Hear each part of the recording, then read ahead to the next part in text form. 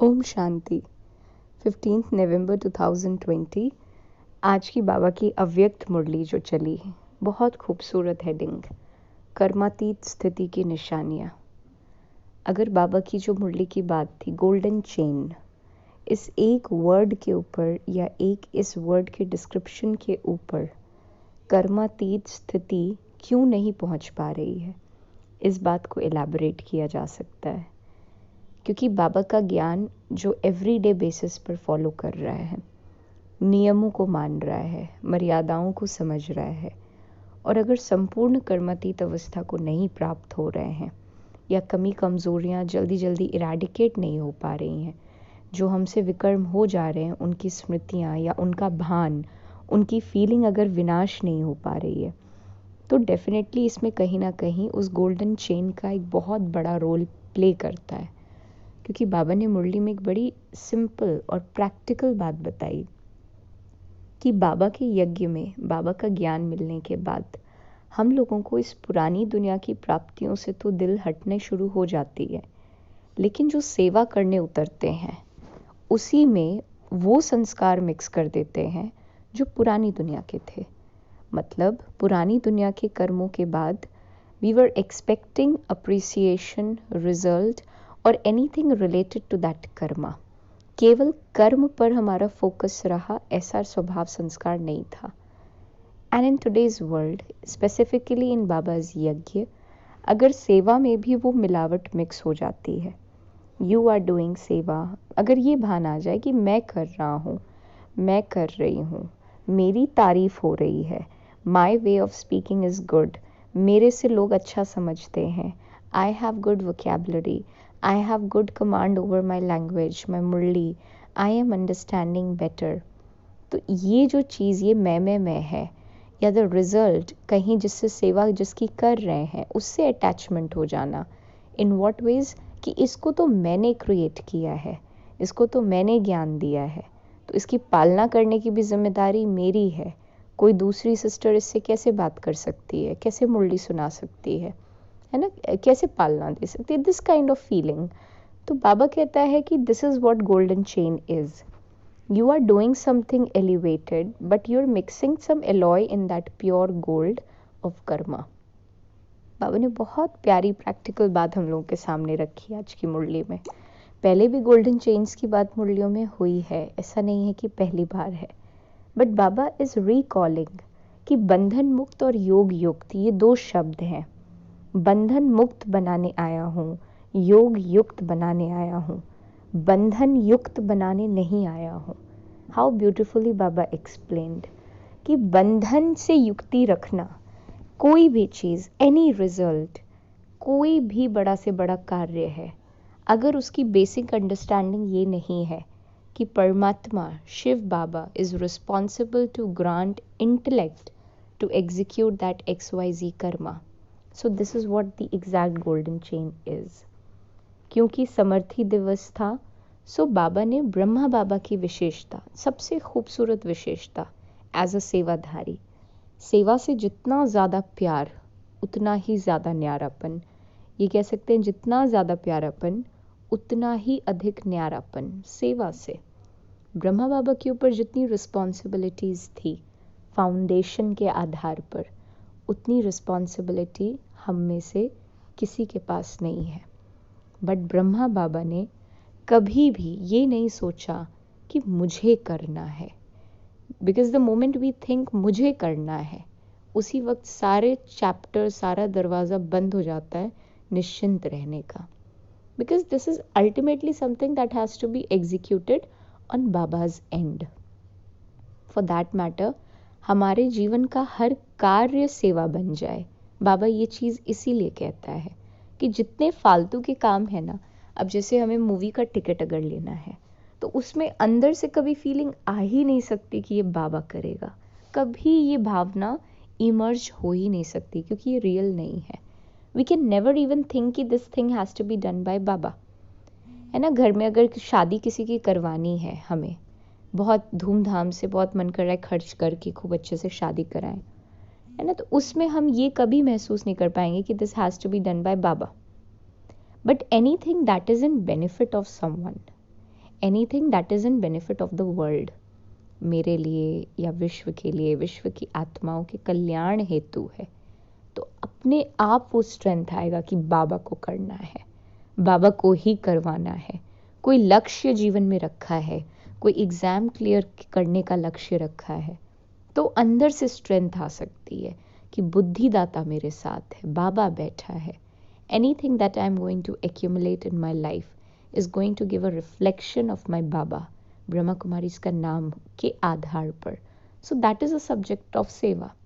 But हमें shopping करना है, खूब सारा अच्छा अच्छा शॉपिंग करना है, anything which is not benefiting anyone, आत्मा के फेवर में जो चीज़ नहीं है, आत्मा के बेनिफिट में जो चीज़ नहीं है, सो उसमें हमें कभी ये फीलिंग इमर्ज नहीं हो सकती कि this thing has to be done by Baba. And this is the reason why Brahma Baba was always relaxed, क्योंकि उन्होंने अपना पूरा जीवन ही समर्पित कर दिया सेवा के लिए, संपूर्ण जीवन। लेकिन उसका सेकंड ऑब्जेक्ट बाबा ये बताते हैं कि समर्पण के बाद भी कहीं गोल्डन चेन्स में तो नहीं अटक गए, ऐसे रिलेट किया बाबा ने।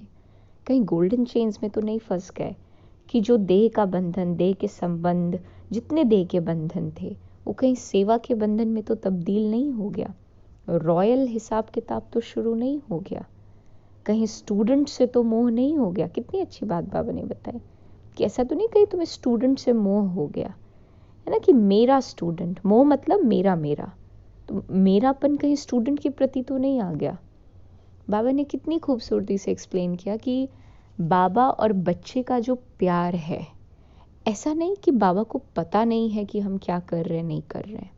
बाबा हालांकि कई बार कहता है कि मैं अंतर्यामी थोड़ी हूँ जो मुझे सब कुछ पता होगा, but at times Baba says ऐसा नहीं है कि मुझे पता नहीं है what you are doing and what you are not, but on the basis of mohabbat, on the basis of love for the father, अपने आप वो अफेक्शन, वो पावर, वो स्ट्रेंथ, वो माइट हमें रिसीव होती है अलॉन्ग विद बाबा। बाबा के साथ वो हेल्प, वो प्यार, वो सपोर्ट, वो केयर, उस आधार पर जो पुरुषार्थ हम करते हैं, जो त्याग तपस्या हम करते हैं, because without that Baba is not eligible to grant us anything. कुछ भी देने के लिए एलिजिबल बाबा नहीं है to maintain and sustain the law of Karma.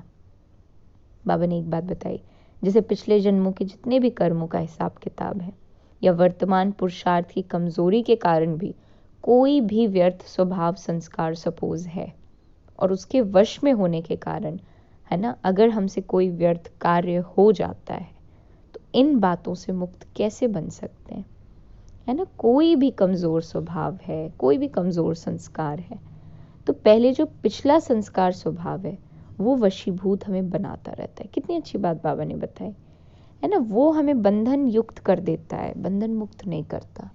फिर हम उसके लिए कहते हैं मेरी नेचर, मेरा स्वभाव, मैं तो ऐसा ही हूँ, मैं तो ऐसी ही हूँ, ये बातें आती हैं।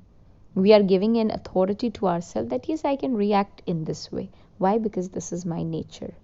बाबा कहता है this has to be changed. नए वस्त्र पहनो, नए संस्कारों का, जो वरदान में भी बात है। You have to wear new संस्कार, क्योंकि बाबा आत्मा से बात करता है, तो बाबा के लिए नए वस्त्र कोई फिजिकल वस्त्र नहीं हो सकते जो नॉर्मल कॉटन के वस्त्र होते हैं।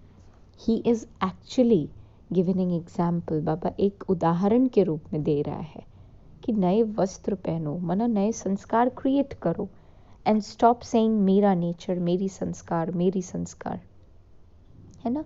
अब जैसे बाबा ने एक और चीज़ कही कि सेवा हो, संगठन हो, प्रकृति हो, परिस्थिति हो, है ना, कोई भी श्रेष्ठ स्थिति को डगमग अगर करने की कोशिश करे और उस समय अगर ये कह दिया, है ना, कि कोई भी XYZ फैक्टर आया, चाहे शरीर की कोई व्याधि ही क्यों ना आई, और उसने अगर हमारी स्थिति को डगमग कर दिया, सो this is somewhat the example of बंधन युक्त, है ना। इसे बंधन युक्त स्थिति कहेंगे, मतलब कोई ना कोई चीज़ अपनी तरफ खींच रही है, खिंचाव है। तो ज्ञान चिंतन, स्वचिंतन और शुभ चिंतक बनने का जो चिंतन है वो बदल करके शरीर की व्याधि का चिंतन चलना शुरू हो जाता है, because that thing attracts me eventually. So अब अगर हम सारी बातों के स्ट्रिंग्स को रिलेट करें तो अल्टीमेटली बात निकल के ये आएगी कि जब तक डे 1 का चैप्टर क्लियर नहीं है इम्प्लीमेंटेशन में, जब तक अपने को आत्मा निश्चय नहीं किया, इमेजिन नहीं, विजुअलाइज नहीं, निश्चय जब तक नहीं किया, गहराई से निश्चित नहीं किया कि मैं आत्मा, तब तक कोई ट्रांसफॉर्मेशन पॉसिबल नहीं है। चाह कर भी कोई ट्रांसफॉर्मेशन पॉसिबल नहीं हो सकता। और जो कर्मातीत की अवस्था है, जिसमें we are beyond the impact and even the desire of result, consequence of the result, any XYZ desire for the result, इन सब बातों से निकल नहीं पाएंगे। So ultimately the first chapter वही हमें पुण्य की तरफ लेकर के जाएगा। बाबा ने कहा हालांकि पुण्य आत्माओं की सभा कही जा सकती है ना, लेकिन सबसे बड़ा पुण्य होता है आत्मा को सदा के लिए अर्थात अनेक जन्मों के लिए पापों से मुक्त करना। और इस कल्याणकारी कार्य में बाबा सज्ज है, बाबा बैठा है ना। लेकिन हम कहने लगे कि संसार के जितने कार्य हैं, है ना, बाबा हमारा सारा बैगेज उठाने को तैयार है, लेकिन उसमें सेवा का इंटेंशन हो, किसी ना किसी रूप में वो चीज़ सेवा से जुड़ी हो। अगर घर में नॉर्मल हाउसवाइफ भी हैं, झाड़ू पोछा भी लगा रहे हैं सपोज, तो झाड़ू पोछा लगाते वक्त भी एक अंदर से फर्म फीलिंग क्रिएट हो कि आई एम रिस्पॉन्सिबल, मैं सेवाधारी आत्मा हूँ, और पोछा लगाते लगाते भी I need to keep the environment of the house perfect. केवल मुझे धरती की सफाई नहीं करनी, केवल डस्टिंग करके वस्तुओं की सफाई नहीं करनी, लेकिन मुझे तो अपने वाइब्रेशंस के आधार पर इस घर के वाइब्रेशंस की सफाई करनी है। And Baba, I want to be that sevadhari, so you assist me, and then we will get the powerful strength, the confidence कि हाँ बाबा बैठा है। तो जब वो स्थिति के साथ झाड़ू पोछा होगा तो ऑटोमेटिकली वो झाड़ू पोछा का कार्य भी इंटरेस्टिंग हो जाएगा, ईजी हो जाएगा, बेटर होगा, उसके रिजल्ट्स अच्छे होंगे। So this is what Baba has taught us in today's murli. स्मृति स्वरूप बनना इट इज़ मोस्ट इम्पोर्टेंट, क्योंकि बार बार भूल जाता है, और ये स्मृति विस्मृति का खेल ही हमारा जो स्नेही बच्चे, या कह लीजिए जो कर्मातीत अवस्था की बात है ना, या फिर जो हमारे संस्कारों के, नए संस्कारों के वस्त्र पहनने की बात है, इन सब चीज़ों में विघ्न बनने का कारण बन जाती है। और आज का वरदान है, बाप समान संपन्न भव। ब्रह्मा बाबा, शिव बाबा जैसा संपन्न स्थिति कैसे होगा? सिंपल है, बाबा कहते हैं पुराने खाते समाप्त कर नए संस्कारों रूपी नए वस्त्र धारण करने वाले बाप समान संपन्न भव।